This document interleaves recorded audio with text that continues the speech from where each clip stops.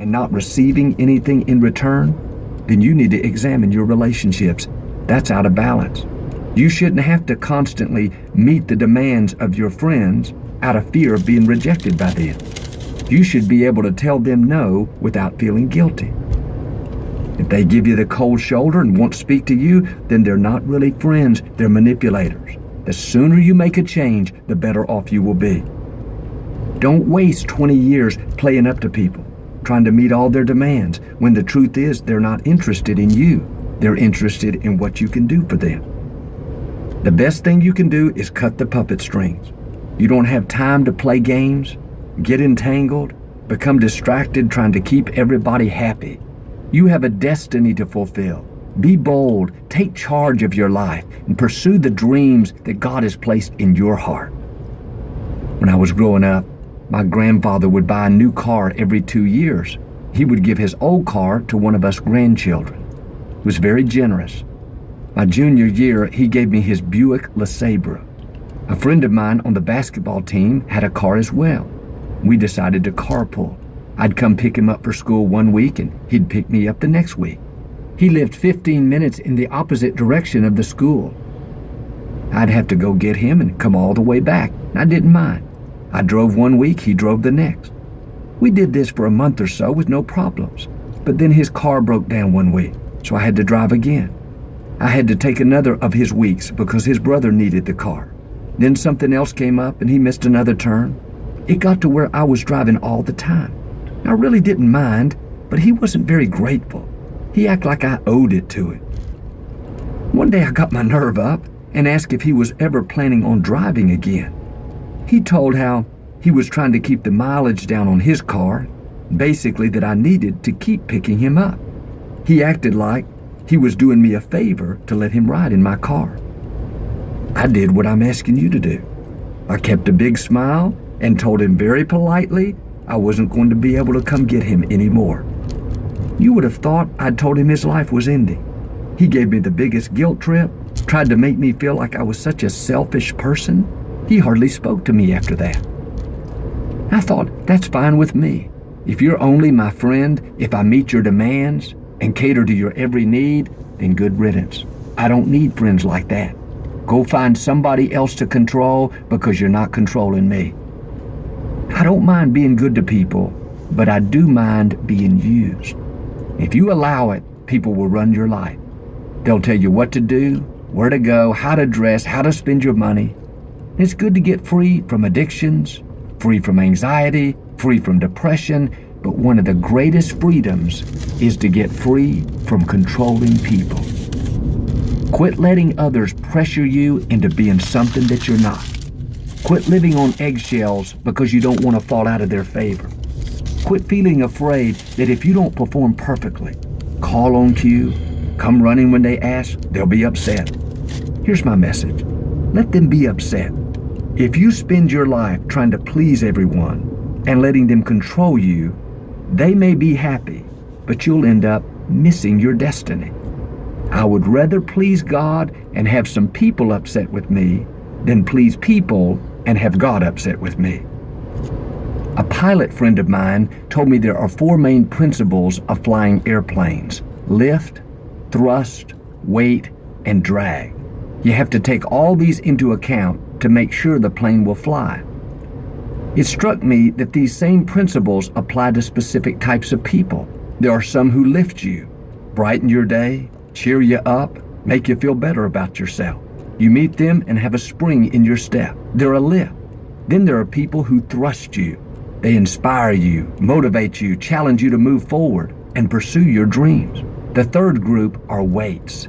They pull you down, dump their problems on you so that you leave feeling heavier, negative, discouraged, worse than you did before. Finally, there are those who are a drag. They've always got a sad song. The dishwasher broke, the goldfish died, they didn't get invited to the party, they're stuck in a pit. They expect you to cheer them up, fix their problems, carry their loads. We all encounter people from each of these 4 groups. You have to make sure you're spending the majority of your time with lifters and thrusters.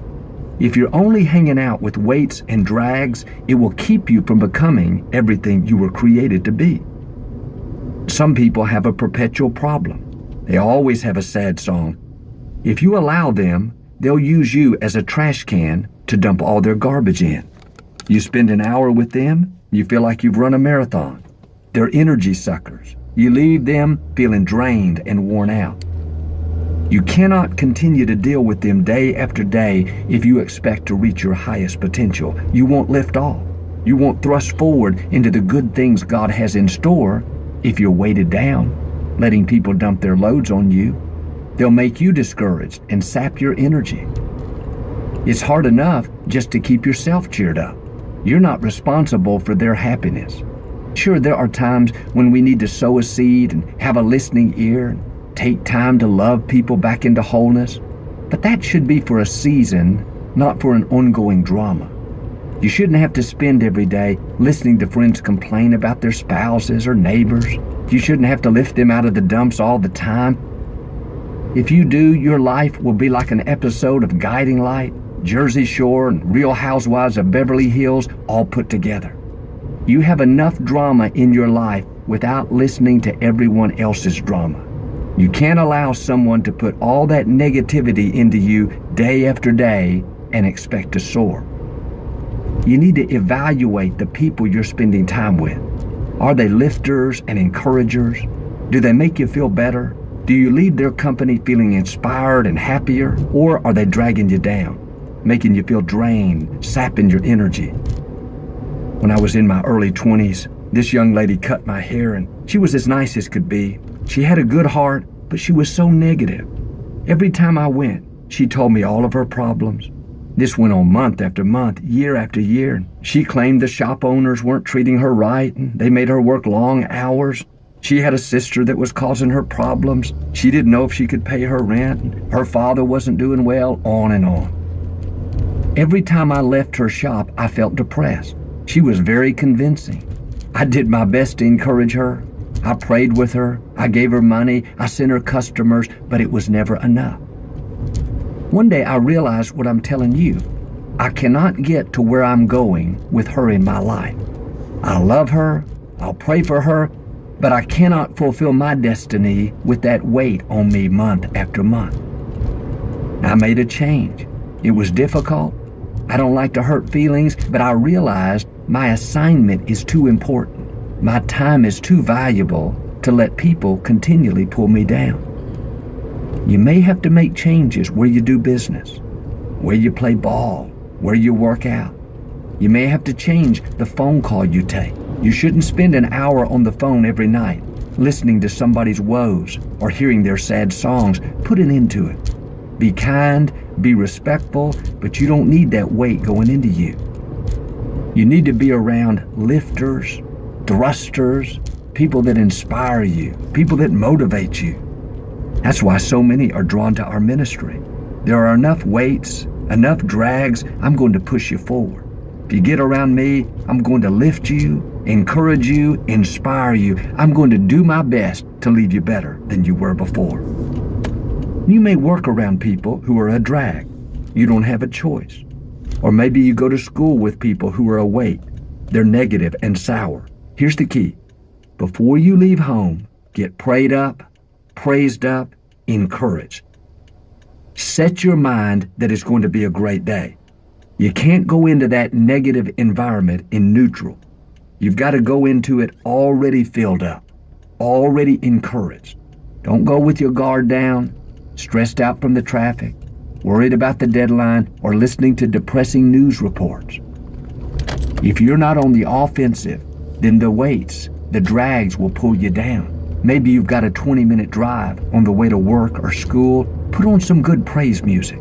Get your spirit man build up. Build up a grateful attitude. Thank God for what He's done.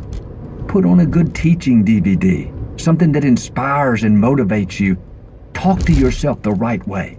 This is going to be a great day. I'm strong in the Lord. I've got the favor of God. I can do all things through Christ. Something good is going to happen to me.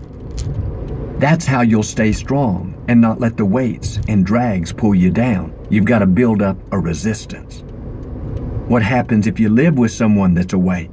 Perhaps you're married to a weight or a drag. Now I'm getting real. You've got to do the same thing. Take extra doses of praise, encouragement, and inspiration. Stay filled up. While they're changing, don't let them steal your joy. Some people don't want to be happy. Living with them is like living in the pits. You've got to have the attitude, if you don't want to be happy, that's fine. But you're not going to keep me from being happy. If you want to stay in the pits, that's your choice, but I'm not getting in the pits with you. Take responsibility for your own happiness. Don't let their issues sour your life. Pray for them, be respectful, but don't become codependent. Don't let their problems become your problems. Don't let them keep you from your destiny. It's time to break free.